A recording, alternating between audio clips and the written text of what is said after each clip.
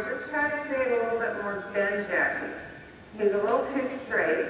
And what you want to try to be doing with him all the time is getting that inside hind leg of his to come a little bit more underneath himself. So, as long as you have this, that's good. Keep your right rein. Just a little bit, keep that right rein. And keep your right leg. You're thinking about bringing that right hind underneath. Because right now the inside hind leg is just to the inside. You don't want to bring it underneath. I want to circle. Bend. Inside range, there's another 5% in your inside range, another 5% in your inside leg. Good. So now not too much outside range. You're going to allow him to bend as much as you ask for until he accepts the bending knees. And then if he's bending too much, if he's bending too much and you feel like he's running through the outside range, at that point, organize that outside shoulder and the outside balance. That's better bend. Much better.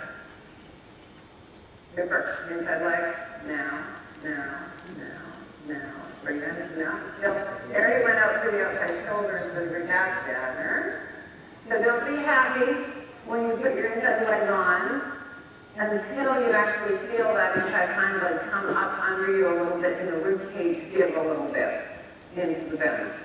That's lovely. Change your rein. Post again. So I like your sitting drop. No problem with that. But especially in the beginning of the warm-up. And I think that's why you're warming up before those too. But especially with a young horse and in the warm-up, feel free to go out posting again. Let the back relax a little bit and then go back into your sitting trot.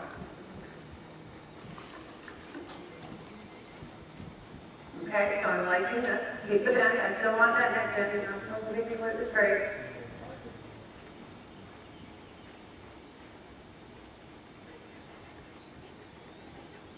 Better. Hold that until it relaxes. This is the bend. So it's not, don't keep bugging them and throwing them away to get the bend. Just hold the bending knees on. Of course, in the rhythm of the trot. You're still riding the trot, you're not yet up there. Until he accepts the bending knees. And then at that point, you soften the bending knees. So that you really understand what his reaction has to be. Yeah, good. A little bigger circle, don't let him make it too small. Keep them out from that inside leg. Good. That's good. Straight ahead. Keep the hair flushing to the inside. So you're still going to be riding that a little too much for the shoulder. But you want to make sure that when you go straight ahead, you can still be riding shoulder form. It's not 100% straight. It's a hair flushing to the inside. It's still placing the inside hand leg a little. That's good. A little bit that's really good.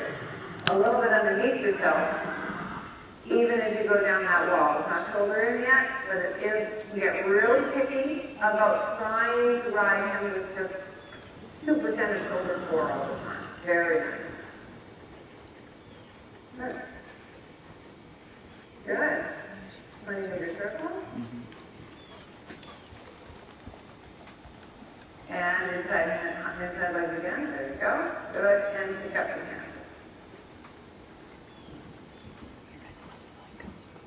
A little more forward. There you go. That's better.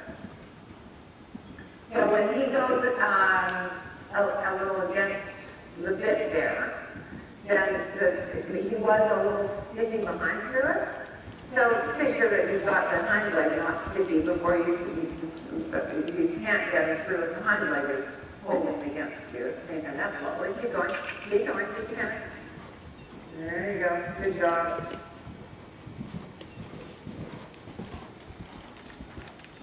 Good. And downward transition trot. A little bit of bending knees through the transition. Keep your elbows low. Good.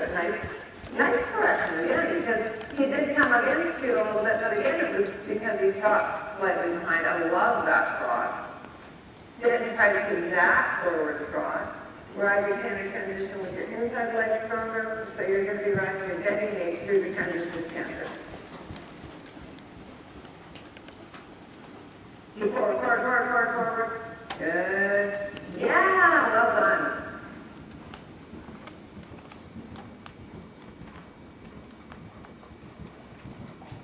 Super. Keep that canter.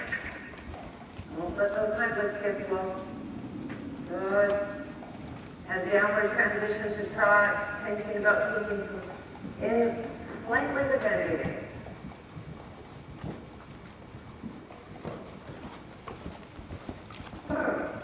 I always train my horses to do a downward transition with that, with a little hook, and it really helps you all the way up the levels. Yeah, that's good. A little more top. Super. Sit a little on that, your left elbow, sit a little on that inside seat bone. Keep asking that inside rib cage to give. Keep asking inside hind legs to come under you.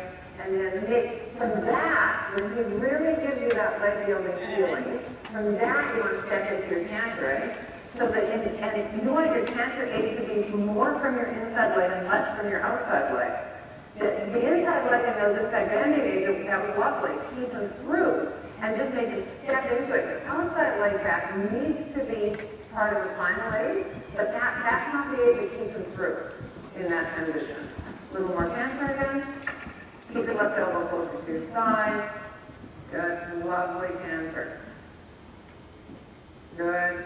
Downward transition to drop. When the canter feels really good, and you're going to try and keep that forward feel. And again, remember that hook is something that I start training when they're 3.